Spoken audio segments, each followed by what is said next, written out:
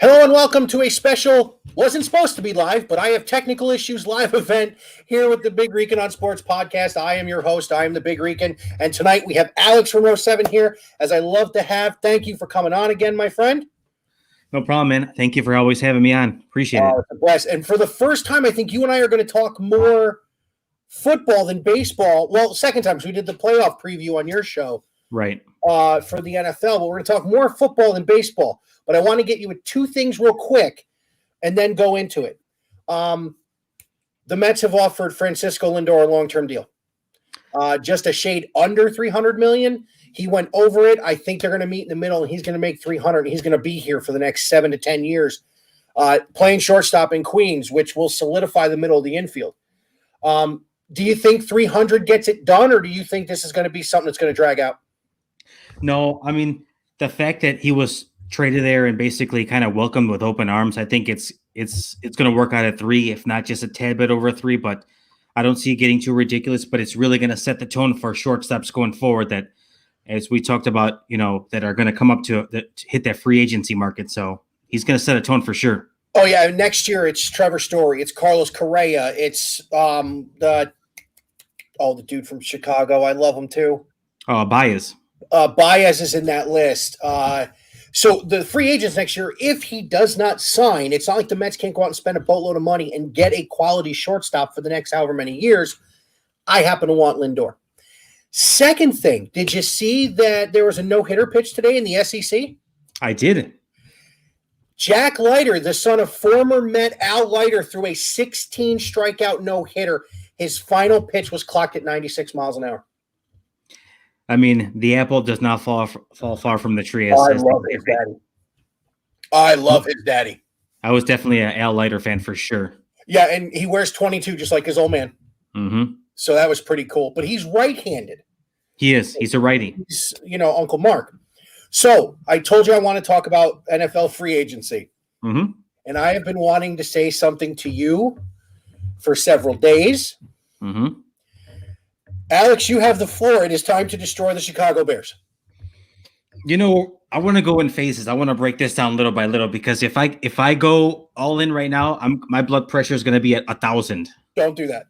So I don't want your wife getting pissed at me. Don't do that. Yeah, no. I mean, I'm trying to come down from it. At this point, I've talked to her. I've talked to everybody else who's willing to listen. I've grabbed every every microphone possible near me. And have just kind of vented to the point where I'm just like, at this point, I don't really care anymore. I don't really want to watch them at this point. I've looked at their schedule on numerous occasions as of late, and I know I called it on one of my earlier podcasts right as their schedule got announced. And I think I said 3-13, 4-12, but at this point right now, 1-15. Why not? Wow. Why not? I mean, you said you were going to make a point. We talked about it right before. Yeah. You're gonna put up a defense for Andy Dalton, which I'm curious to hear it because as far as I'm concerned, what he did in Dallas and what he did when he was a Cincinnati Bengal, it was okay, but it was not, it wasn't phenomenal. But just that fool's gold here in Chicago, the McCaskey family kind of selling you on that dream story of landing Russell Wilson, bringing number 3 from Seattle here to Chicago. I knew it wasn't going to happen. I knew they were just trying to, smooth it over with everybody here, but things are bad and they're getting worse. And we're essentially the Chicago version of the New York Jets. And yeah. I'm willing to put us in that exact segment. Ow. Yeah. No, this is no joke. Did you actually see what happened a couple hours ago too? No, what happened? So they released Kyle Fuller, and from the way I was reading it and the way I interpreted it, the Denver Broncos signed him, so he's not going to be playing for his former defensive coordinator in Vic Fangio. Yeah. In Mile High. And I think they signed him for less than what he got on his rookie deal, kind of is what I was understanding. So how the Bears did not come up with, I think, around $11 to $12 million is absolutely beyond me. To have one of your pillars, as far as I'm concerned, in the backfield on the defensive side is beyond me. But knowing that happened, and then now it's all but likely at this point that they're going to have to let go of Akeem Hicks, who's kind of your plug in the middle of that defensive line. Who's next? Who's next at this? Bring him to Cleveland. Yeah, I mean, I don't have any words anymore at this point. So let me defend Captain Redhead here. Yeah, please do. He won in Cincinnati. That's all I got to say. I mean, he won in Cincinnati with a couple of weapons because he only really had A.J. Green. It wasn't like it was the days of Chad Ochocinco Johnson and T.J. Hushmanzada and those boys. He really had A.J. Green and Gio Bernard and a middle of the road offensive line, which I think I can say to you that the Bears have a middle of the road offensive line. They have Allen Robinson. They have a decent running back. So can Dalton win with that? I think he can, but you're right. The Bears are an absolute cluster. You know what? I really wanted to get your take on this though. If they really were willing to send what they were willing to send to Seattle, would getting Russell Wilson have mended that wound? Because you're talking the entire future of the franchise for the next 6 to 7 years would be to get a quarterback. And I understand quarterback's the most important position on the field in the NFL. But it's not like Brady going to Tampa where there were weapons established and they added. It's not like what the Browns did when they brought in Baker and Jarvis and Odell and these guys. The cupboard would be bare outside of Russell Wilson. Would you have been okay with that? No, you're absolutely right. I called it before, and I told my brother about this when we talked about it on the podcast, that essentially they were going to mortgage the franchise to try and land Russell Wilson, which would have been a Band-Aid on essentially just the floodgates. So, yeah, it would have been great. Yeah, it would have been nice, but the line would have been terrible. The offensive weapons probably would have been terrible. And then your foreseeable future draft picks for the next 2 to 4 or 5 years. Okay, 3 years. They were going to give him 3 number ones and 2 starters. So you could probably say your defense was getting impacted because I will bet you dollars to donuts Khalil Mack was one of the starters that was going. Yeah, I think I heard Mack was one of the reported ones. And I think Jalen Johnson, who is on his rookie contract right now, who looks to be like he can be somewhat of a talented defensive player. Right.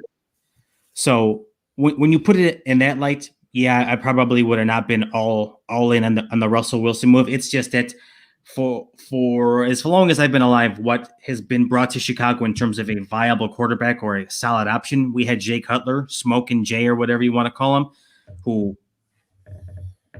take it be as it may, he had a cannon of an arm, but a terrible attitude and was not willing to work with what Chicago had. But knowing that and seeing that and knowing what we could have had in a QB and Russell Wilson, it would have been a godsend, but I knew it wasn't going to happen realistically. Well, good, because if you would have told me you would have been okay with, no. 3 number ones and 2 starters for this dude. And again, Big Ten guy, Russ went to Wisconsin. I love Russ, but he's not the whole thing, as has been proved year over year since the Legion of Boom and that running game has deteriorated in Seattle. They win games, they even get to the playoffs, but they can't really get much going outside of that. I have a question for you, and this is not to attack your defensive Andy Dalton.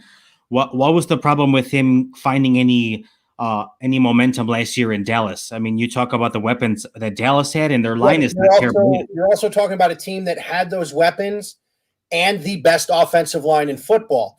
That offensive line was Swiss cheese last year due to injury. Okay. Now, look, listen. You're talking to a guy who's got a team that has a great offensive line and played very well last year. So and the year before, the offensive line was a sieve. So I've seen what that can do. So watching after Dak got hurt, because I'm in New York, if the Jets or Giants aren't playing, the Cowboys are going to be on, which is the biggest joke I've ever heard. But I'd catch some of their games and I'd be going, wow, that whole line has got to be injured because they're not any good at all. And that could quite be possible, but I was not keeping up with what the Dallas Cowboys were doing. I know that, and I know they put them on national television as much as humanly possible, but I'm not vested in Dallas and what they're who's playing, who's inactive, who's hurt, who's gone, and so forth. My mother-in-law's a Giant fan. I got to keep up with Dallas because there's some hate going on in my walls. Okay. So that's what I thought of Andy last year. I honestly believe they should have let Burrow sit a year in Cincinnati. Okay. Let Andy play a year and then get rid of him. Speaking of, we'll dive into the Cincinnati Bengals first because they were the team with the number 1 overall pick last year. But going back, I think Andy can be okay if the Bears make the necessary upgrades they need to. If you upgrade they have to go O-line in the draft. They have no choice. I mean, if they don't go that route, then I think you burn everything to the ground. What number are they picking? I think 20. Lucky number 20. You can get a big hoss offensive lineman from the Big Ten at 20. You could, which I hope that they go because if anybody's line is Swiss cheese. But as a Bears fan right now, and it's the guy who literally 8 days from now will be picking from them at number 20 in the live mock draft. Mm-hmm. They're going defense, aren't they? They have to go defense. Oh, no. No, I mean, in real life, they're going to end up going defense, aren't they? Yeah, they probably will. Mm-hmm. Yeah. Your first in red. I'm getting off the Bears. I got it. They must. No, you're good. You're good. I'm in a room right now, and the heat is on. So, you're good. It was 61 in upstate New York today. It was 55, but my heat is still kicking on for some reason. I don't really know why today. Yeah, it's all right.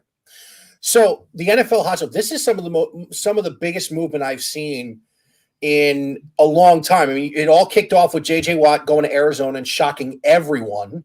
Absolutely. But I think the move that's going to be the biggest one in Arizona is 2 moves at once, and that is one, bringing A.J. Green in to be that second fiddle to DeAndre Hopkins. But for the first time in 17 years, Larry Fitzgerald is a free agent. Oh, man. All reliable right there.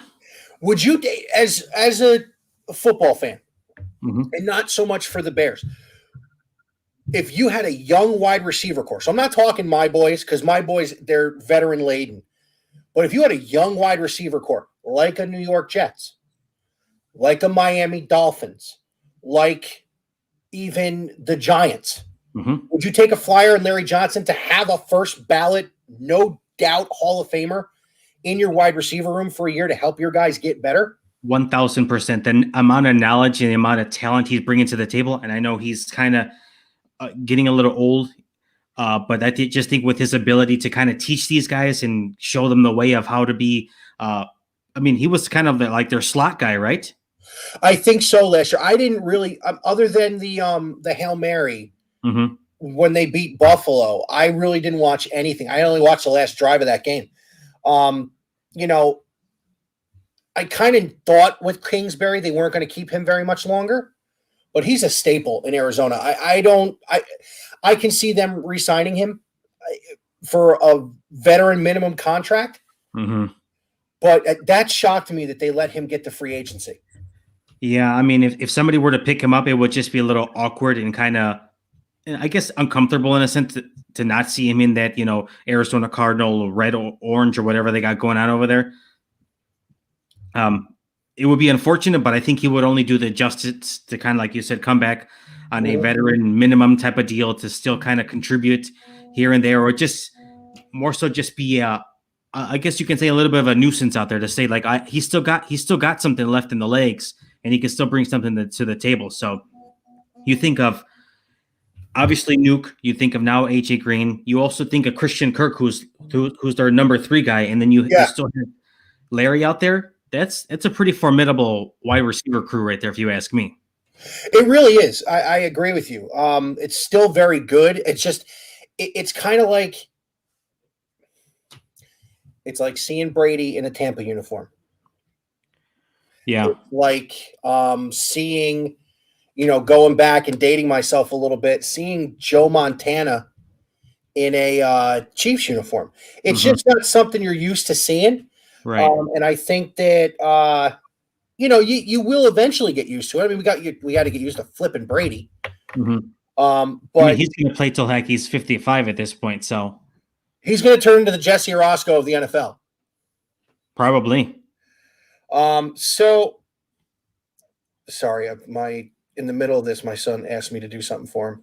No, you're okay. Or I was also thinking of a Julio Franco. The age is a former Met. Yeah. Dude former everything. Dude was 60 when he played for the Mets. And apparently there's a video of him taking BP now and lacing line drives. Yeah, I think he's playing someplace in Mexico or something like that. They don't check birth certificates. No, it doesn't matter. So let's do a little bit of around the NFL as far as free agency goes. And I'm just going to pick out a few here and there.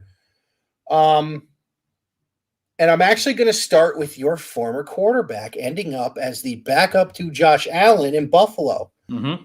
What do you think of that?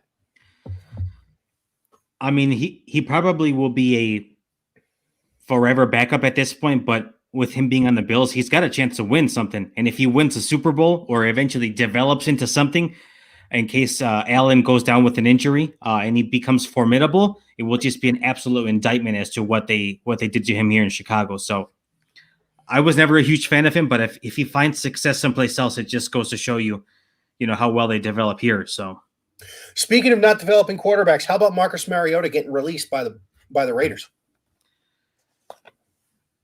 I know he didn't play much, but when he did play, he wasn't terrible. But I mean, I would not give him massive money either, though. So I could have told you watching him play in college, he was not going to translate well to the pros. I thought Jameis had a chance because Jameis had the better arm. Mm-hmm. But I have one of his last game in college on Blu-ray. Oh, do you? That was when they lost to Ohio State in the national championship game in 2014. The 2015 championship. I was shocked they let him go because I don't think Gruden really likes Derek Carr.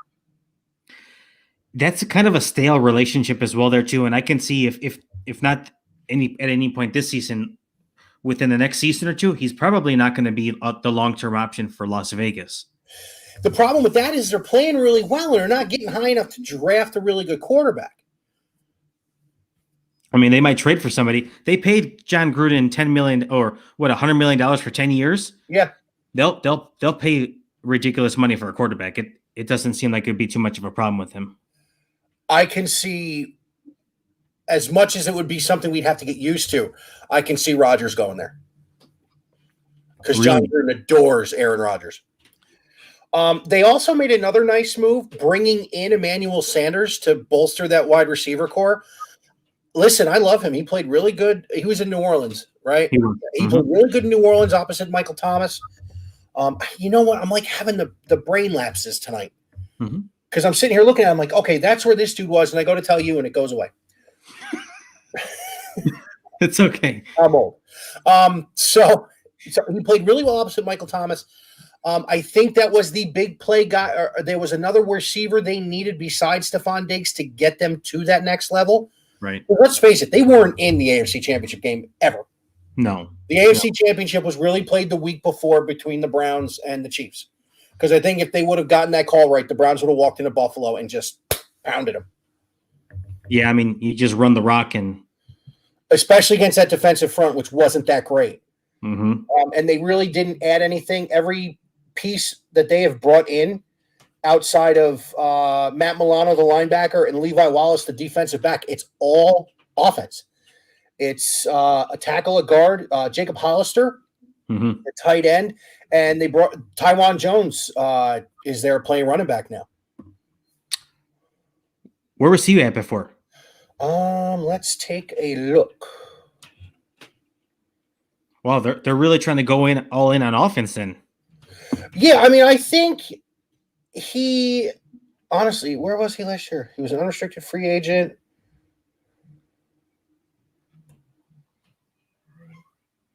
Oh, he was with Buffalo last year, so they re-signed him. Oh, okay, okay. So as we keep going through the AFC East, Jacoby Brissett has now been brought in to back up Tua in Miami. Well, yeah, they let Fitzmagic walk. They're going to win the NFC East. Mark my words right now, Washington is going to win the NFC East.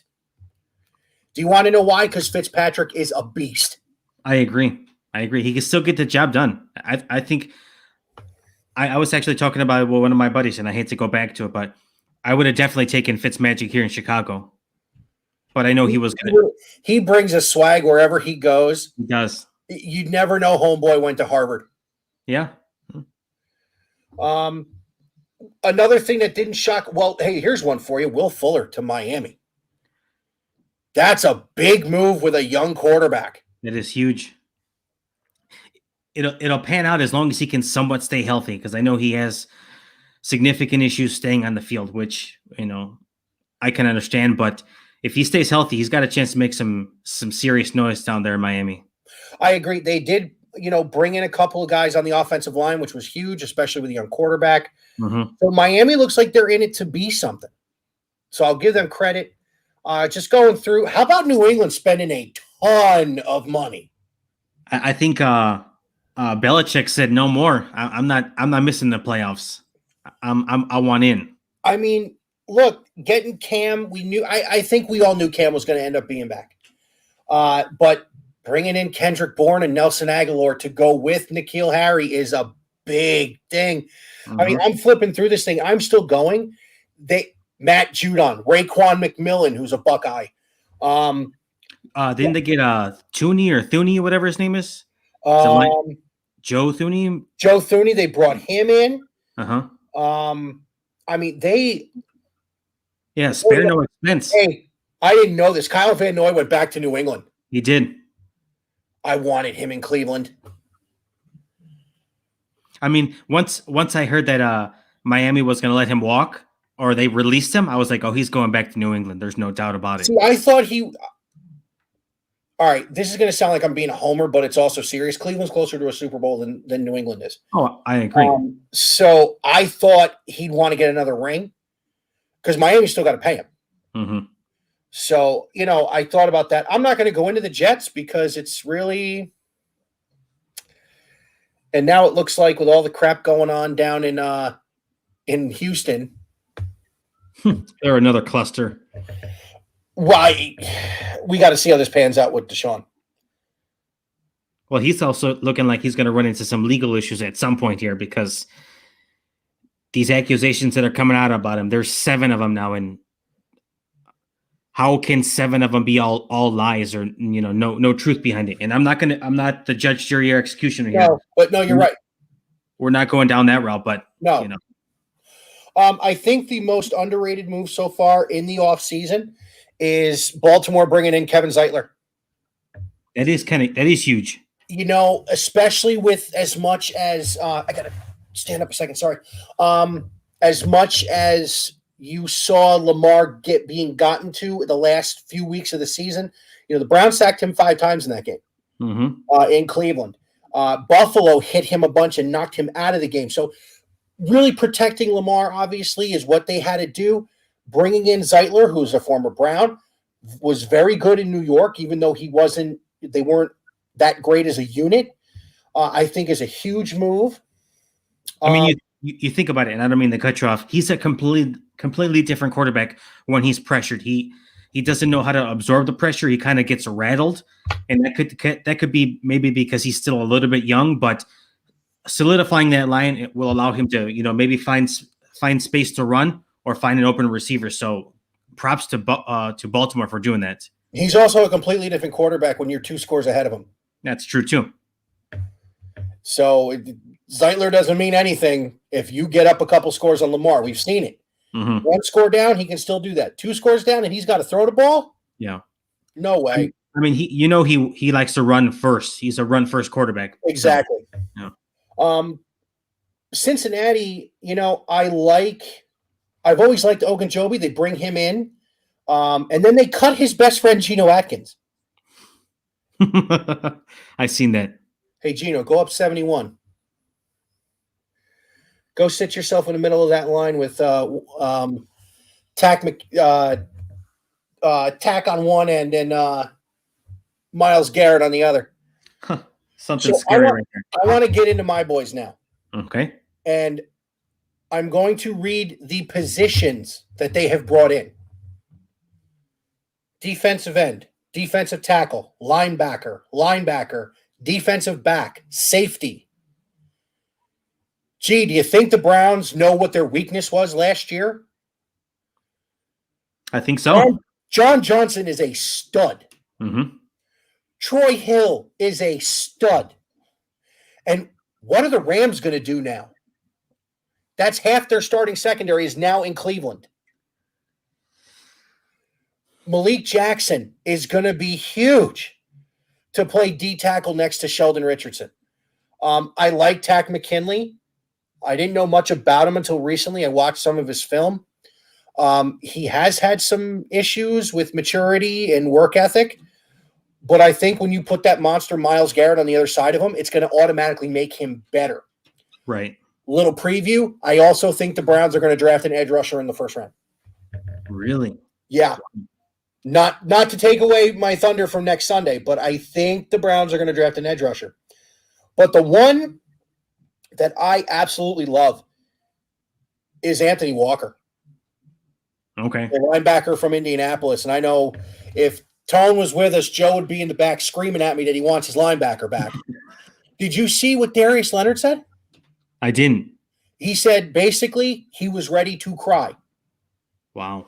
Because that's his boy. That Troy Hill is going to be huge in that slot role to go on the other side of Greedy. And now your safeties are John Johnson and Grant Delpit. It's not Carl Joseph and Ronnie Harrison, who did great or who did good. It's not Andrew Sandejo anymore. Mm-hmm. If you retain Ronnie Harrison and Carl Joseph, they are now backups and depth pieces. Which any other team would start. Exactly. So the thing about the Browns that I am adoring is that Andrew Berry basically sat down with Kevin Stefanski and said, Chad Henne will not run for 14 yards ever again.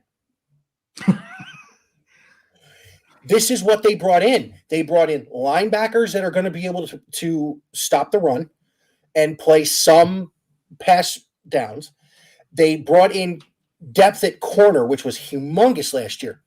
Think about it this way.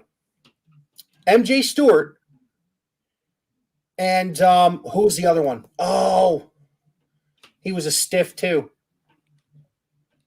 But MJ Stewart started the wild card game against Pittsburgh. That's Greedy this year. Mm-hmm. Denzel Ward, we know, is a no doubt Pro Bowler year in, year out. The other big move they made was on offense, and that was retaining Rashard Higgins. That's huge. I love Hollywood, and Hollywood is Baker's boy. But every guy they signed, the first person to reach out to him was Baker Mayfield. So this is why I love this man. He has taken over that leadership role. He is more mature than people thought he would be. He is not Johnny Football 2.0. Thank God. Yeah. You don't need a 2.0 of that guy. You don't. I'm sorry. The only thing I don't like is they brought Cody Parkey back. Well, he at least made kicks for you. Some.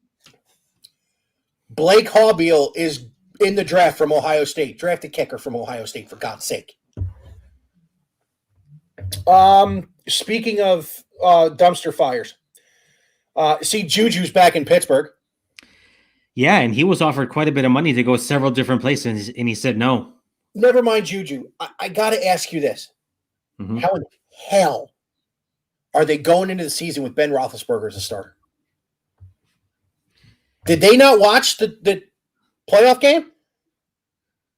I mean, and mind you, that was Cleveland's offense doing that work. Imagine if you put the defense out on the field now going into this season, they're going to get worked by the defense now. Yeah, and here's the other thing. And again, I'm being a little bit of a homer as you see my Big Ten jersey on behind me. I think in a good organization, Dwayne Haskins can be a good quarterback. He was in a horrible position in Washington. The coaching staff didn't want him. Mm-hmm. Either coaching staff didn't want him. Yeah. He was drafted because he went to the same school as Dan Gilbert. Gee, I got to do a Cavaliers episode. Dan Snyder. Dan Snyder's kid. I mean, come on. Yeah. But they've got their own issues. They brought in a couple of guys to play offensive line. BJ Finney is staying. Zach Banner re-signed with the team, but they've got some serious issues. I mean, they're getting a little long in the tooth, if you ask me. Way long in the tooth. So down in Texas with Houston, you think they're getting ready for life without Deshaun? They brought in Ryan Finley and Tyrod Taylor?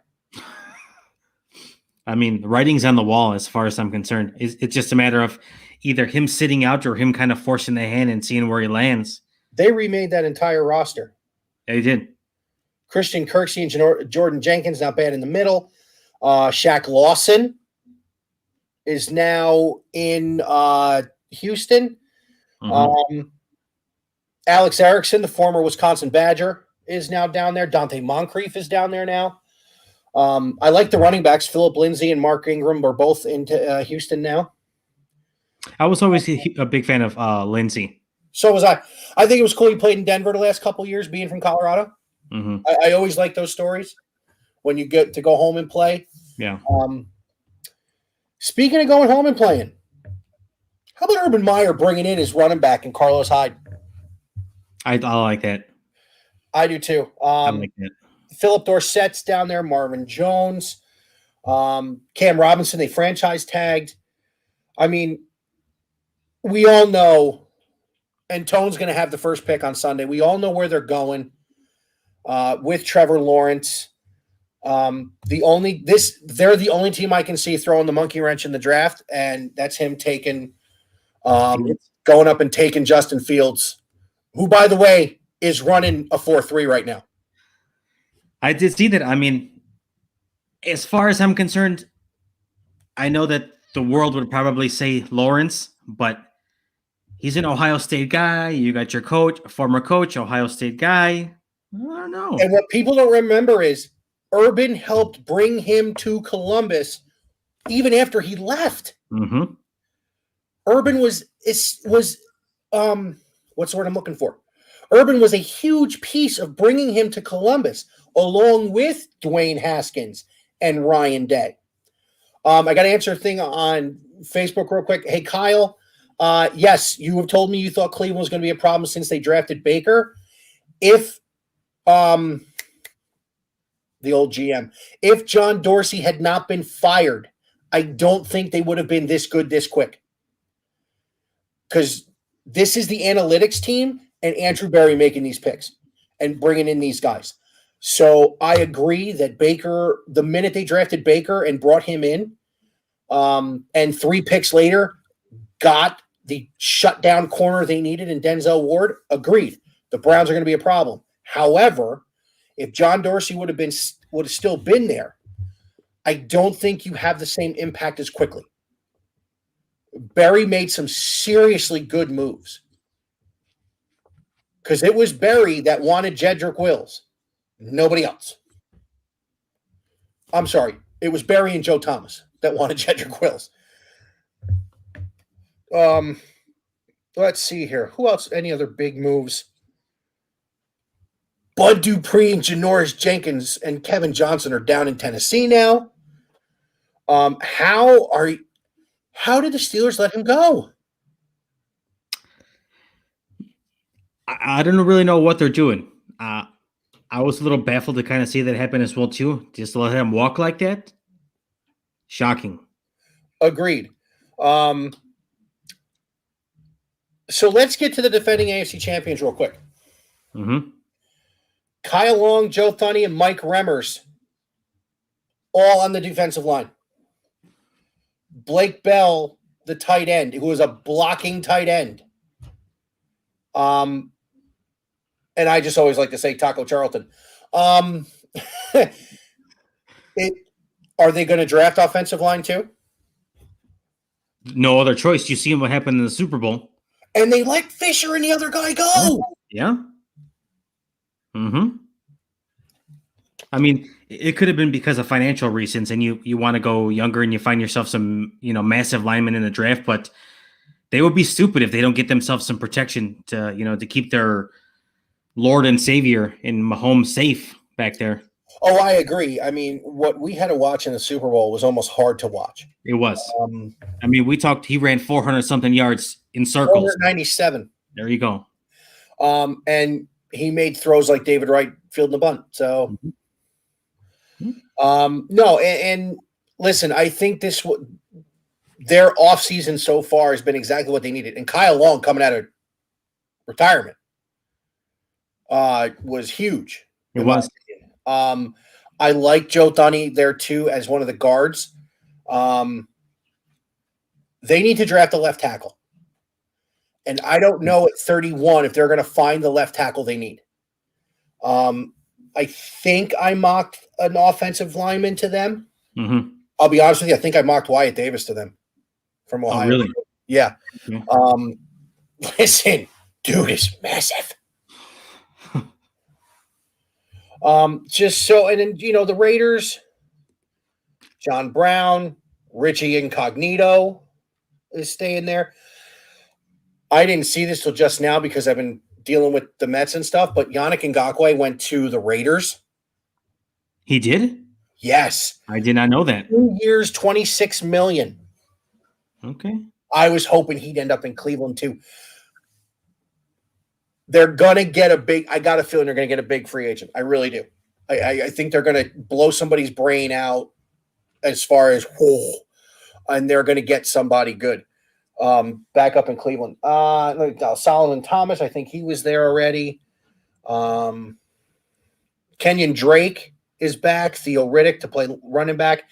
A lot of these guys have just been a lot of depth moves, but the big names have been the big names. Mm-hmm.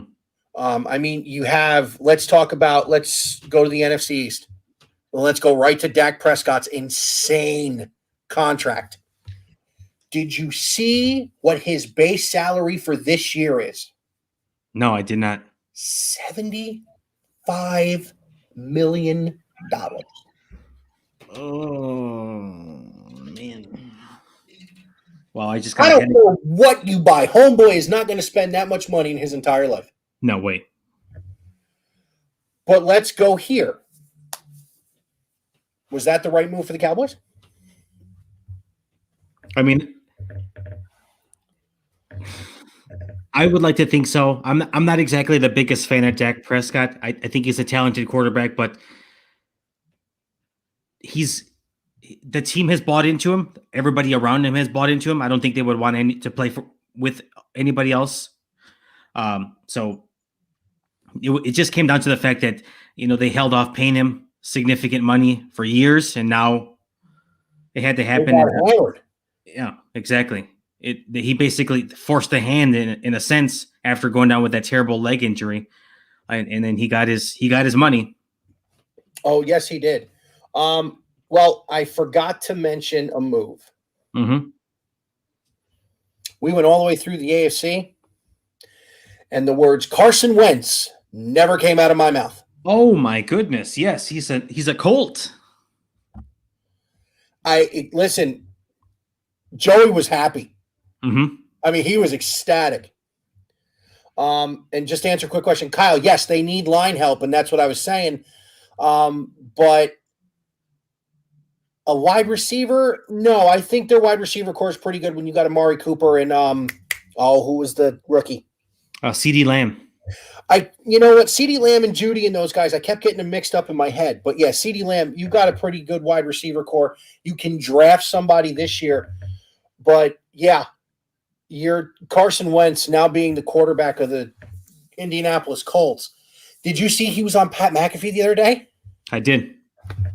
McAfee was basically saying he didn't want him anywhere near the state of Indiana. I mean, McAfee don't pull no punches. Oh, I love him. You got to hear him tell the story of the greatest celebration that never happened. It was in Oakland, and basically they were calling a fake that he was going to score a touchdown, and when he did it, he was going to pull a red handkerchief out and stuff it and make it disappear. So that's a prop. And then, so Ed Hockley would have to throw a flag. He was going to pick the flag up, make that disappear. Oh, God. And Hockley has to throw his hat. So he was going to walk up behind Hockley when he was calling the penalty, pull the red one out from behind Hockley's ear, stuff the flag in his pocket, and walk away. Vinatieri said, I don't care how far I have to kick this extra point. You do this. He said Vinny was sitting there. He was going to have to kick a 65-yard extra point, and he was all in. I heard that story, and I just started laughing. I would have cried hearing that story. Go on YouTube. His stand-up special. Oh, my God. He is hilarious. He's a versatile guy. I'll tell you that. Did you see when he did belly flop into the river at Baylor? I did. I love that stuff. All right, where were we? We just left the Cowboys. Speaking of the NFC East, it happened today. I don't know if it's on your ticker or whatever. Kenny Galladay is now a Giant. With the Giants, I like that move. I like that move with never mind him. How about bringing in Kyle Rudolph? Yeah. Listen, they're trying to get Danny Dimes some weapons, especially now that we don't know what Saquon's going to be after the ACL injury. So now, you know, Devontae Booker is still there. They brought in Mike Glennon to back Danny Dimes up. So, yeah, and, of course, Leonard Williams re-signs. Another one I would have loved to have seen on the same defensive line with Myles Garrett. Reggie Ragland, of course, stays there too. Here's another one that no one's talking about. How about the Ohio State-led wide receiver core in Washington with Curtis Samuel and Terry McLaurin? Scary Terry. They were the same. Recruiting class. They were, yeah. 2014. Samuel came out a year early.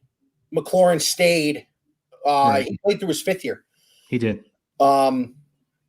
That's still my favorite play that I've seen Ohio State run was that Big Ten championship game against Northwestern when Haskins put the ball between the 8 and the 3, 45 yards downfield. That's the arm talent Washington had. Oh, yeah. And they burn him. If he is good in Pittsburgh, they need to be called the Sentinels like in the movie. And Keanu Reeves has got to be there the first day they have that name. He's got to, yes.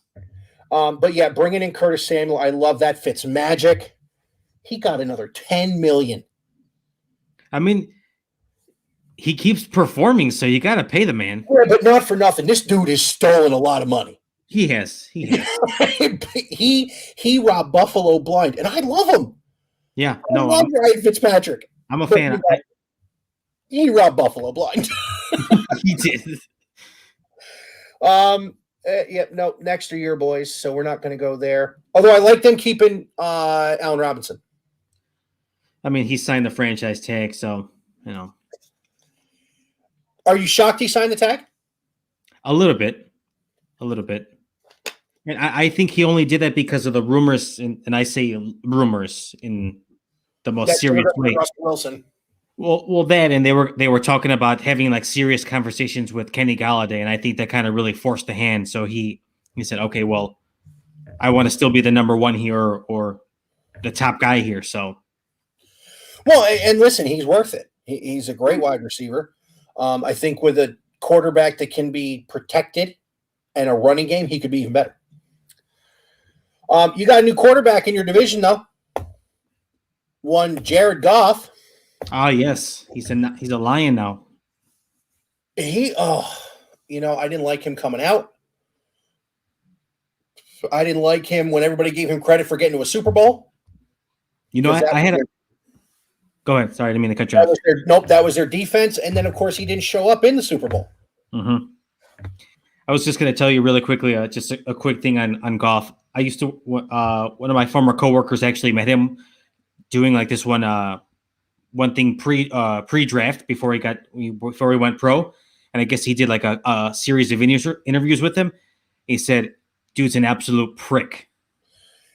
You first thing you do when you get drafted, your new coach gets hired, is you tell him how hot his girlfriend is. You're going out of town.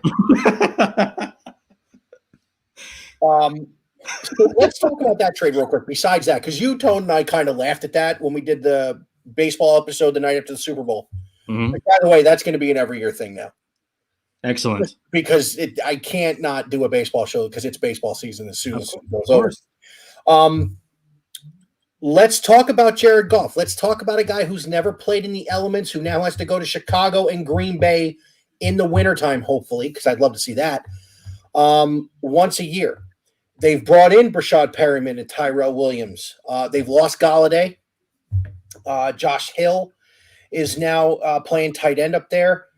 Did they also lose Marvin Jones? Right? Isn't he gone? Yeah, Marvin Jones is in Jacksonville with Right. Mhm. Look, is Jared Goff the guy to turn around the Detroit Lions, or is he a stopgap for them? You don't even need to answer there, Alex. You already said no. No, it's gonna be a joke as far as I'm concerned. I've never been a believer in him, and this is not an indictment to him personally. Commenting on the story that I told you, but he wasn't the answer in Los Angeles. You can see they moved on from him after what, 3 years, 4 years he was in there. Well, he came out same year as Carson Wentz. He went 1, Wentz went 2. So that was 2015. Yeah, I think you're right. So 5 years. Because they won the Super Bowl in his third year, Wentz, right? Right. Yeah. 15, 16, 17. Yeah, so that was the draft in 15. Here's the difference. Carson Wentz was an MVP candidate that year, and then they let his entire team go. But no. I don't think he's the answer either. I think the sheer fact that they did this trade tells me that McVay kind of went, can you get me somebody who can play? And not for nothing, Stafford's an expensive stopgap. He is getting old. He is. I kind of want to see him thrive a little bit in Los Angeles now in better weather. I hope that he has a chance to do well over there. And he'll be going out every night of the week with his or every weekend with his former battery mate. Oh yeah. How do you go from being Clayton Kershaw's personal catcher to being the number 1 pick in the NFL draft? Luck. Maybe. I mean, that's just crazy. Goes to show you who the smartest people on the field are in a baseball game, though. So, as we keep going around the NFC South, they haven't really done anything in Atlanta because they're kind of hamstringed with Matty Ice's contract. Right. Carolina, listen, they're terrible. Yeah, that's a way to put it. Cam Irving, though, and Taylor Moton to play on the offensive line, not bad moves, but they need to bulk up that line because they've got it. I mean, their best player is a running back. I think they're going to draft a quarterback. They probably will. They will. Because you're talking about a running back who has had consecutive years now with some significant injuries, like long-term injuries. So, yeah, and the thing is, when he's not injured, he is maybe the most dynamic player in the league. Yeah, he's up there for sure. So let's talk about the Saints. Mm-hmm. Let's talk about, for the first time since Hurricane Katrina, Drew Brees will not be under center on opening night. And listen, I got to do one of these first. Yeah. To the man from Purdue who shocked the world and became probably the best quarterback we have seen numbers-wise in a very long time. Calls it a career. I thought it was great the way he did it. Did you see the Instagram post? I did. I thought that was awesome. Mm-hmm. Listen, Jameis has got some huge shoes to fill. He does. And, of course, they give Taysom Hill all this money. Look, I know our partner in crime hates the New Orleans Saints, and I understand it. I don't see how they can compete in that division this year. No shot. It's Tampa before the season even started. Yeah, but here's my other thing, though, and hear me out on this. Could Jameis with Sean Payton and now his second year in this offense, he put up numbers in Tampa with only Mike Evans. Mm-hmm. Because like most Alabama offensive players, O.J. Howard's been an absolute disappointment. Could Jameis put up numbers with Kamara, Michael Thomas, and any weapons they bring in? Because Sean Payton, listen, Breeze was good. Breeze was not Breeze until Sean Payton. Right. 100%. Could he do this? I mean, it's possible. I think it would. They're going to need to bolster that line a little bit to get them a little more protection. I think you maybe get yourself another tight end and another, I guess you can say, a slot receiver, and you got a chance to make some noise. I think they need someone who can go over the top because Thomas is maybe the best slot receiver in the NFL. Okay. Because nobody remembers that's what he played at Ohio State too. Right. That's they true. had Devin Smith on the outside, and they had him in the slot. And even the year after, when Devin Smith graduated, here's something no one remembers. Braxton Miller was the deep threat on that team. And Michael Thomas played in the slot. That's a name I haven't heard in a while, Braxton Miller. Oh, he was so good. Yeah, I remember. I used to love watching him play. I still say to this day that if Urban never would have benched Cardale Jones the second year, they win that national title going away. Because you had to respect the deep ball with Cardale in there. With JT, you didn't. Yeah, that's true. That's how Zeke went off, and that's how they won that title. Because you couldn't stack the box against a team with a guy who could throw the ball like that. Yeah, you're not wrong. Now, the Super Bowl champions Mm-hmm. have really done everything they can to keep the band together. They locked Tom Brady up for the next 15 years, so that's, They locked up Brady and his kids. Let's just be honest here. basically. It's going to be like LeBron and play until the kid's ready, and then he's going to go. Mm-hmm. Although LeBron got hurt. You see that? I did see that today. Yep. Don't get me wrong. I love him, but somebody needs to find someone to carry the load in LA that's not LeBron. He's 36. Well, and his running mate's been out for the last, 6 weeks? Something like that. It's going to take a little hit. And I seen somebody mention on Twitter that he could be out like roughly 4 to 8 weeks, something like that, with a high ankle sprain. Listen, dude, homeboy's going to sleep in a hyperbaric chamber. Sure. Listen. Give him 10 days. I know. The guy spends like $20 million a year on his body. And he's got money left over. Yeah. Mm-hmm, yeah. They basically kept everybody together. They bring back Gronk. They bring back Goodwin. They bring back Shaq Barrett. They bring back Levante David, who I would have loved in Cleveland. I think any team would have taken him with open arms. Yeah, but you saw Tone and I going back and forth in the chat on Twitter. Here's something that I found out. Do you know what other team offered Gronkowski a contract? Who's that? The Buffalo Bills. Huh. Do you want to know why that's so funny? Gronk's from Buffalo. He is from Buffalo. Oh, yeah. Could you imagine Bills Mafia and Rob Gronkowski in the same building? You think they're going through tables now? I feel like it was a relationship meant to be. You know what? If I'm Gronk, I go one more year with Brady, and I'm like, you know what? I'll go home. I'm going home to party. They wouldn't care. The Bills wouldn't care because that stadium would be filled because Gronk was in that uniform. 100%. All right, NFC West. The Cardinals, of course, we got to DeAndre Hopkins, adding A.J. Green to him, bringing in J.J. Watt. Patrick Peterson is now in Minnesota. He is.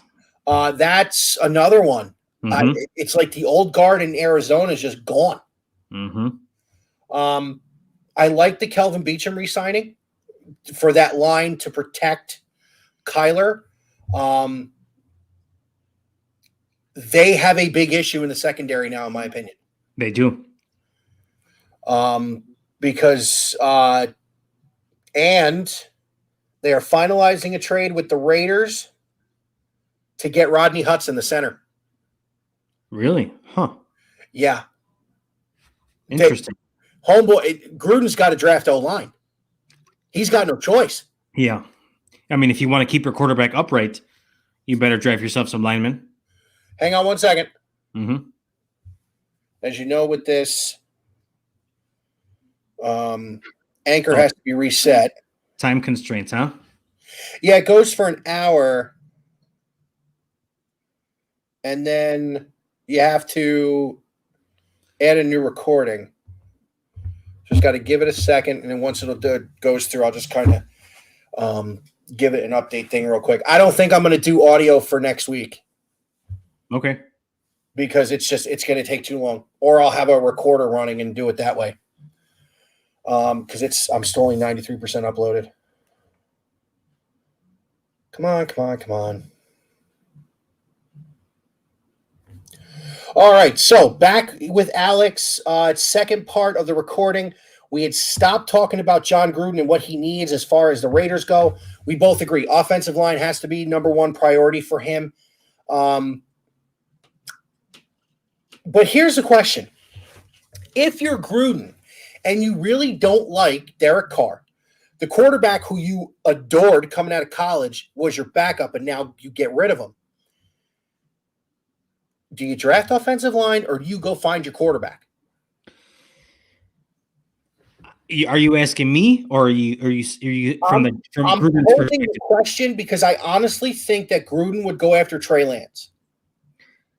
If it's me, I'm saying line. But if I'm talking on behalf of Gruden, you know he's where he's going.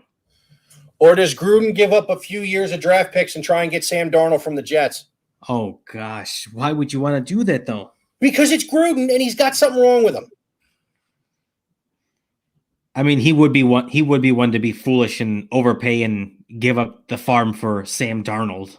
You know what the funny thing is? My buddy Nick, who I've referenced a ton on the podcast, who told me Ohio State was in trouble, and I didn't listen. I did pick Rutgers right, though. I had them beating Clemson. Did you? Okay. Rutgers can't beat a 10 or Clemson can't beat a 10 or 11. So, wow, that was petty. I picked up where I see where you went. I wear that Sugar Bowl championship shirt and hat with such pride. I said to him after, because remember, Darnold's last game in college, he was sacked 7 times by Nick Bosa and that Ohio State defensive line. I said going into that, I said to him, if the Browns draft Sam Darnold, they'll be drafting a quarterback in 3 years. He goes, Darnold's the guy. I said, no. No, he's not. He's not. I rejoiced when they drafted Baker, and you've heard me. I've been pro-Baker the entire time. I will say this. Sam Darnold has been hamstrung by a garbage organization. Yeah. That stands like at the top of the list as far as I'm concerned. Yes. Hang on. Hey, Kyle. Yes, Darnold is hot garbage. Somebody said, ew, no, not Darnold. But yeah, he, in all fairness, now I play both sides of this. It's like when people ask me, why do you think Baker's so good? And well, 4 coaches and 4 offensive coordinators in 3 years, and you put up these kind of numbers, you're pretty good. In fairness to Darnold, it is a hot garbage organization. But I think at the number 2, the Jets could take a breakout weapon for him and then get him some pieces, and you can see what you have. It's only 1 more year. You're not doing the 5th-year option. You're not signing him to the $300 million contract these quarterbacks want. But yeah, Gruden's somebody who would sacrifice a lot. Maybe not the Mike Ditka for Ricky Williams deal, but he would sacrifice a bunch for Darnold. I mean, is it just because it's Gruden I think this could happen? That's how I'm looking at it. You open my eyes and I see it more clearly to see that Gruden is ludicrous enough to go that route. Well, listen, the kid from Clemson they drafted high that everybody kind of went, what? He's been good. Yes, that's true. That's true. It's still Gruden. I can't stand it. San Francisco. Listen, they've made some big moves. The Trent Williams deal is massive. Oh boy, he got paid handsomely. Here's the one that no one's going to talk about. Alex Mack is now the center. Mm-hmm. Alex Mack, the former Cleveland Brown, the guy who went from Cleveland to Atlanta, even though Joe Thomas begged him to stay. He is a great center. He is. But here's the $64 million question with the San Francisco 49ers. How long before Bill Belichick trades for Jimmy Garoppolo?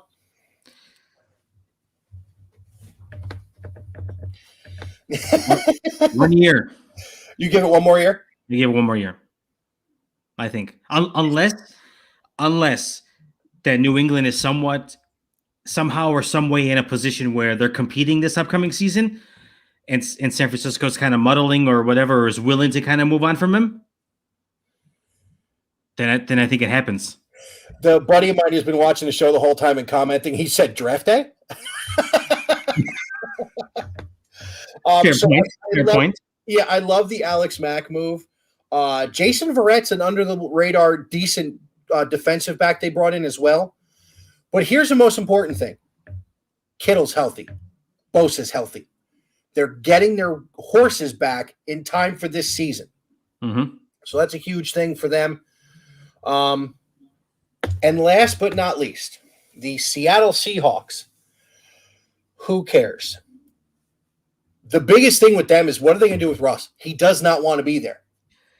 I think they're as tired of the Pacific Northwest. That relationship has definitely soured in Seattle for sure. Do you think it's because – well, let me ask you this. It started going south when Marshawn left. Mm-hmm. Is it because he doesn't have a running game? Is it because the Legion of Boom is no longer relevant? Or is Pete Carroll been there a little too long? I think it's a little bit of the defensive side. He doesn't have that group that kind of put people on their keisters to keep it PG, and also the fact that he's kind of feels like he's been a little slighted as of late in terms of keeping him in the loop with the decisions that they decide to go or the routes that they decide to go with the people who they pick up. And be that as it may, I know he's their star quarterback and stuff like that, but if it's a defensive move, why do you have to to clue in Russell Wilson to whatever the move they're making? How many quarterbacks that Russell's being compared to and getting honestly, I think the only quarterback who is consulted less than Russell Wilson is Aaron Rodgers. He is, yeah. Because as I'm going through the moves, the only thing the Packers have done is re-sign Aaron Jones. You have gone from Brett Favre to Aaron Rodgers for 25 years. It feels. I was going to say it was like 25 years. You've won two. It's Brett Favre took over in the early 90s. Mm-hmm. I want to say 94 and 95 were the years he won the back-to-back MVPs. Mm-hmm. Sounds right. That's pushing 30. That's pushing 95 and 96. He won his two MVPs. That's pushing 30 years of two guys who are going to have busts in Canton. You won 2 Super Bowls. You've been to 3. Mm-hmm. So it's not your quarterback play. Mm-mm. And they've only had, 3, maybe 4 head coaches in that amount of time? Oh, I would say 3 tops. Holmgren, the dude in Dallas, McCarthy. Yeah, but I don't think McCarthy took over for Holmgren, did he? You're the Bears fan. This is your rivalry. No. I think you actually might. I think it was. I think it did go from Holmgren to McCarthy. If I'm. And then right to that guy. I think so. Wow. I don't. As far as I remember, Green Bay is not one to just like move on from their coaches because they have a couple off seasons. Yeah. I think they typically stick with their guys. Well, that's like the Steelers. They've gone Chuck Noll, Bill Cowher, Mike Tomlin.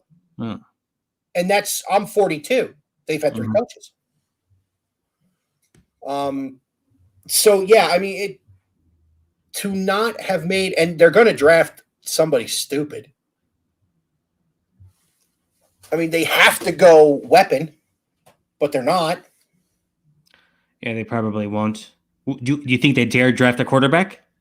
They took Jordan Love last year. Yeah, but you think that they're molding him to be that next guy? I don't know what they're doing. But the funny thing was, the guy who's doing the draft with us, Frank, believe it or not, he's 9 months older than Zach. What? He's a young kid. This dude breaks down film. He's insane. He's phenomenal. That's why I wanted him to do this with us, because he dives in. When he was doing his podcast as often as we do ours, he was doing 2 and 3 to 4 round mock drafts, and he was doing every team.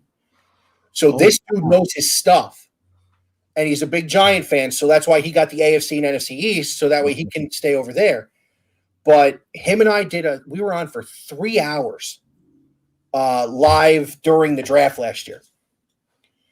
And I signed off because I was just starting to fade out. He had school the next day, so he had to jump off too. I literally climbed into bed and my phone exploded when they drafted Jordan Love. And that's another one with Pat McAfee you got to watch. If you haven't watched, because one of the guys there actually owns a share of the Green Bay Packers. Oh, He's a Packer fan. He played Mel Kiper. You have got to watch this. Okay. I will send you a link to it when we're done. Please do. All right, hold on. Mm-hmm. Kyle, with all due respect, DK Metcalf will not be better than Megatron.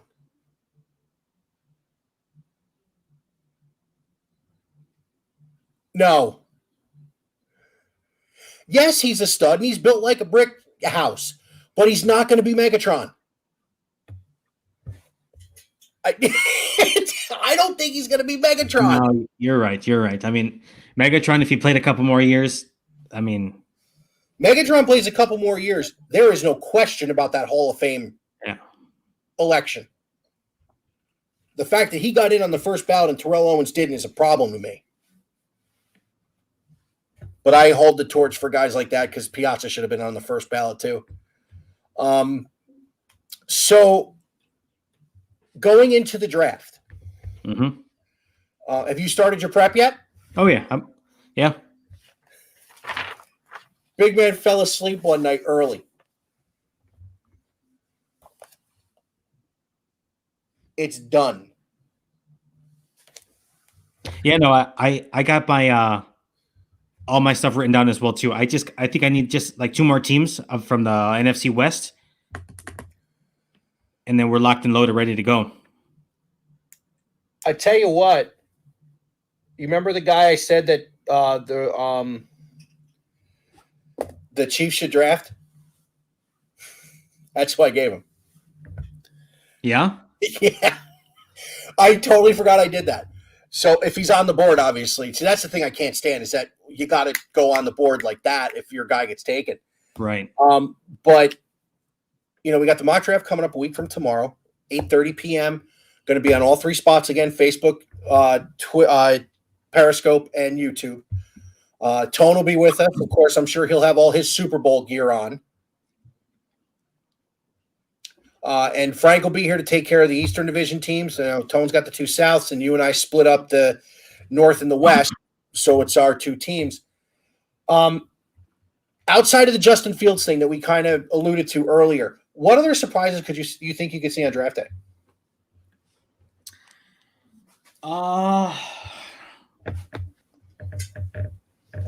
Something tells me that Trey Lance is going to go a lot earlier than expected. Really? I think so. I don't know what it is, but something tells me that he's going to go a lot earlier. Let's look at the order real quick. I don't know exactly, I have to go look and see who's, the draft order again and stuff like that, but something tells me that somebody will nab him. Well, I'll say top 15, and I don't know exactly where he was projected, but I could have swore I was reading someplace that he could potentially fall to the second round, but I see 4 or 5 teams that need quarterbacks in the top 20.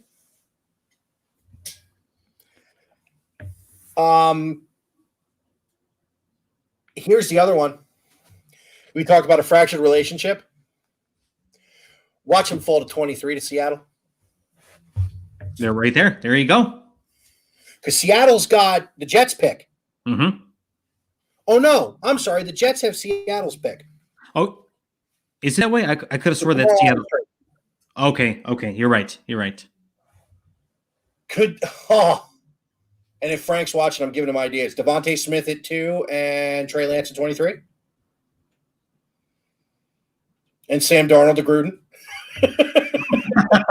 You're really pushing for this. Listen, man, I need Frank Caliendo to do a new bit. Oh, gosh, yeah. I love when he does. Gruden is actually from Sandusky, Ohio. He is. Yeah. That's legit. Mm-hmm. I think he fell off one of the roller coasters at Cedar Point, and that's why he makes these picks like this. But Mayock's a good GM. I think Mayock will talk him off the ledge. I'm sorry. No, you're good.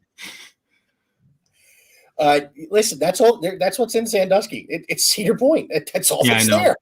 Yeah, you're right. You've been there? Yes, I have. Oh, my uncle, one town over in Huron, has a cottage on Lake Erie. Mm-hmm. And there's literally sand on the roads. The only bar in town is called the Sand Bar. But you go up the road and you're right there, and it's everything you could want in Sandusky. And when was the last time you went? Oh, it's like 8 years ago, probably 8-9 years ago. I haven't gone since '99. Oh wow. Okay. Well, here's the thing, though. Being a big dude that I am now, I can't do the roller coasters, and that's why I go there. No, it was early 2000 because I went on the Millennium Force. Okay. Which that was crazy. Yeah. So the reason I'm doing the mock draft this year is because the NFL draft is coming home, and it is in Cleveland this year. So obviously the Browns being really good and having a late pick is huge. I'm sure all the Cleveland people will be there. Maybe Drew Carey will come out of California to be at the draft this year. Jim Brown will most likely be the one opening it up because he still lives there. So outside of Trey Lance, anybody else kind of hitting you where you think they're going to go somewhere no one's thinking of? I have to go to my list, and I don't have it here handy with me. But nobody else that's ringing to my mind right off the top of my head. I guess I'm just kind of so fixated with baseball coming up. It's yes, 2 weeks away. So yeah, I'm focused on this draft, but right now my mind is kind of swaying a little bit. You know, the weather's getting warmer, so. Who your boys got opening day? They're in Anaheim. Oh, Trouty.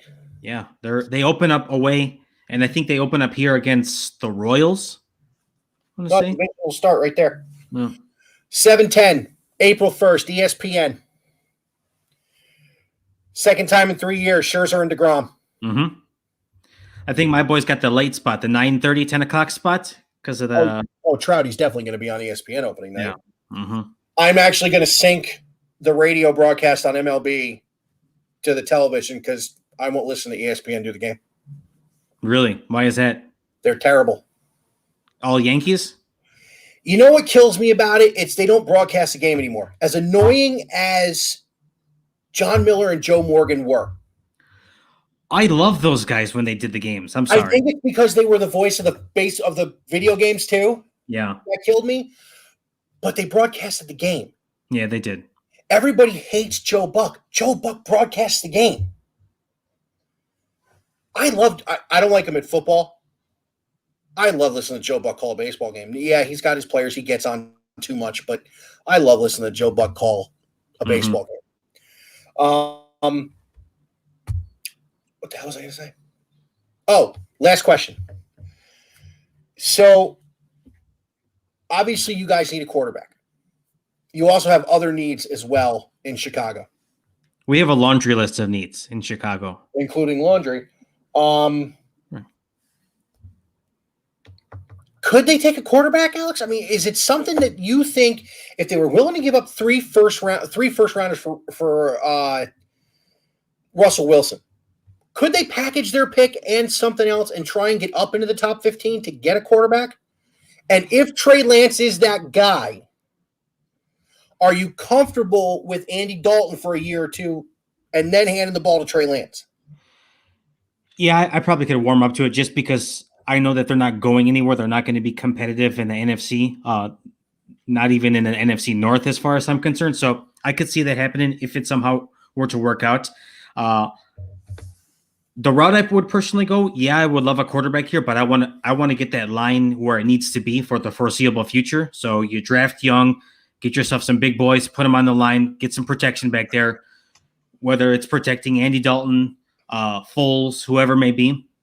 And then if you're able to get a quarterback in the second round potentially, if somebody's still up there on the board, I would go that route to look to build towards your future because they have no money to spend either. So yeah, they're cap strained, right? Mm-hmm.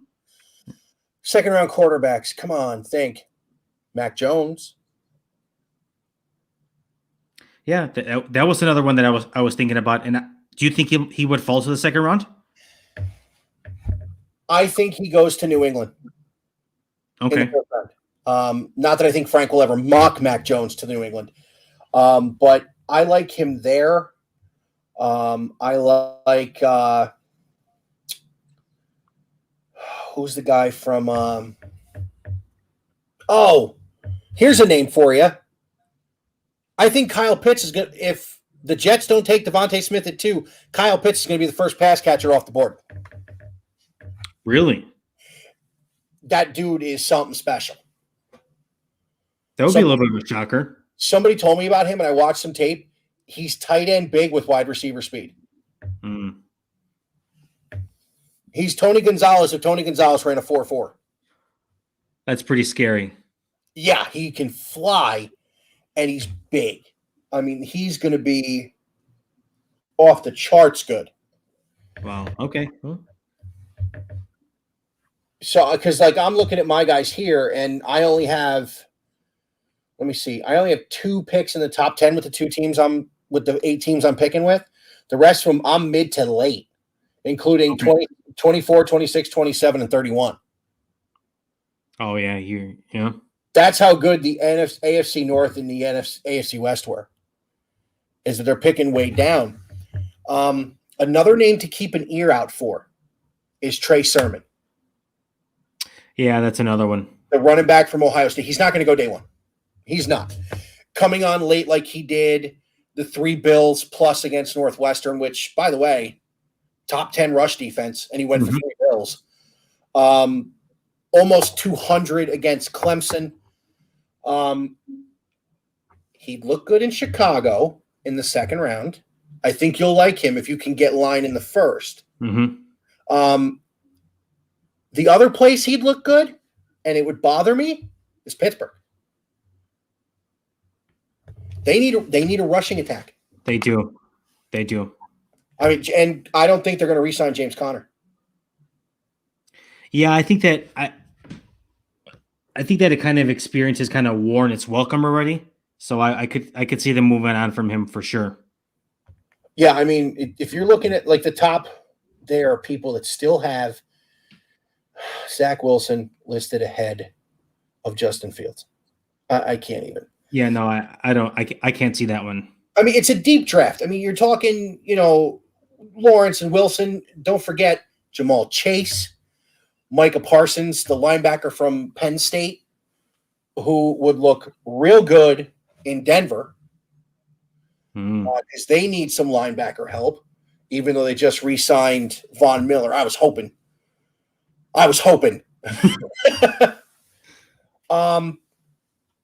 Also, you got just different guys coming out of here. Here's an interesting name that I think will go in the second round, but as a first-round talent. That's Patrick Surtain II. Where's he out of again? Bama. Oh, okay. He's one that I think is going to be really good. Owosu Kamara The linebacker from Notre Dame, I think, is going to be a stud. Zaven Collins out of Tulsa is going to be really good. I don't think ETN is going to translate. He can't run between the tackles. Dobbins is small, but Dobbins can run between the tackles. That's what happens. That's what happens when you play in the Big Ten. Najee Harris comes out. Yeah. I mean, there's a lot of guys. Wyatt Davis is down at the 47th ranked prospect. Your O-linemen are not high this year like they were last year. I think the top ranked O-lineman is Penny Sewell from Oregon. He's going to go top 5. So a lot of offense. It's a lot of offense, but last year was a lot of offense, but it was a lot of line. Yeah, it was a lot. It was a lot of big guys. Wills, Wirfs. Mm-hmm. It was a lot of line last year. This year, it's a lot of quarterback, and it's a lot of skill position. Mm-hmm. Here's a shout out to Chicago. 13th ranked player in this draft is Rashawn Slater. That was Pat Fitzgerald's dog on that line. He definitely was. So, what else you been working on for row 7? Well, I took a week off just because I was in utter depression from my boys. I got pretty close to just wanting to throw away all my Bears paraphernalia. I would live stream the burn barrel if you want me to. Yeah, we might have to get there one day. But no, I think, like I said, I just took this one off. Had some, work stuff going on as well too, kind of kept me busy. But the Bears were just an utter disgrace, the new laughing stock, as I like to call it, the NFL. I mean, you sound like a Jet fan. Yeah, I'm. You should hear some of the guys here. And I root for the Browns. But look you've seen the dark days and you've right the ship. We've seen dark days and continue to see dark days. So there's no light. Nice. There's no light. So I'm hoping for something to come out of my baseball boys here. But other than that, just kind of get ready for the baseball season. Obviously next week, hopping on with you to do the mock draft next Sunday, 7:30 Central Time, 8:30 your time. So looking forward to that. And from there, kind of going forward, probably get you, Tones, my brother, probably Joey, and anybody else who's willing to talk some baseball, the boys of summer, because there will be a lot of, Chicago stuff, but we'll go nationwide. When it comes to baseball stuff, I will watch anybody and anyone who's entertaining as far as I'm concerned. So the talk goes global as far as I'm concerned. Oh, agreed. And as far as what we got going on with Big Rican here and me, next week's the big one. It's the mock draft. It's the first one I've done. It's going to take a lot of prep from me moving forward, but then I think I am going to take a week off to enjoy opening day, and then I'll jump right back in. I am going to set up an All-Star break episode with you guys. We're going to make new predictions because people will fall on their face in the interim. How many people are going to be allowed in the stadiums in Chicago to start? They've said to start 20%, which is roughly between 8,000 and 9,000 people in both stadiums or each stadium. So there is a possibility, I guess, as the season goes on, from what I'm hearing, is that if COVID numbers kind of continue to go down and people get vaccinated and all that good stuff, that they might be able to uptick attendance. But for now, at least 9,000 people, which is better than nothing here in Chicago, as far as I'm concerned. Yeah, the same thing we got in New York. Okay. Let me see. When do my boys go to see Tones and end up in your hometown? The Mets are at the Cubs the 20th, 21st, and 22nd of April. It's an early season jaunt to Chicago. which means two things. One, the ball will not fly out of the yard, and two, it is going to be cold as hell. I'm hoping not. I'm hoping not to, but how many games at Wrigley in early in mid-April have you been to that, or at U.S. Cellular? Guaranteed rate. Comiskey, you're right. Yeah. Always will be Comiskey to me, yes. It's like Progressive Field will always be the Jake. Mm-hmm. How many games have you been to at that ballpark in mid-April where you're just like, okay, winter jacket? I've been to games here in May, and it's still been damn cold. It's like 50s during the day, because I know like 30 at night. Yeah, it's probably like 40, 41, 40, and then with the wind blowing, yeah, you're right, like 36. Yeah. So I went to opening day at Shea Stadium years ago and sat in the wind tunnel in right field. Oh God. Yeah. I didn't get through player introductions. I could believe it. Because I couldn't. Yeah, I believe it. I've also been to Shea and been so sunburnt after it that I couldn't move for a day. City Field, a one-day game. Okay. They've all been night games outside. Oh, I'm sorry, two. I went to opening day. 2018 and 2019 was the Mets' 50th reunion for the 69 team. Are you planning on going to any games? I would like to go to the September 11th game. I was talking to you and Tone about the show at the beginning of the year. Depends on what's going on in the world. Mm-hmm. But if I go, I'll sit with the 7 line and do that. Yeah, I'm looking for – I mean, the Mets come out of the gate, and they've got to hit the ground running. In Washington, in Philly, home from Miami. Wow. Yeah. Division. Yeah, and then it's 2 Colorado, which is going to be a joke.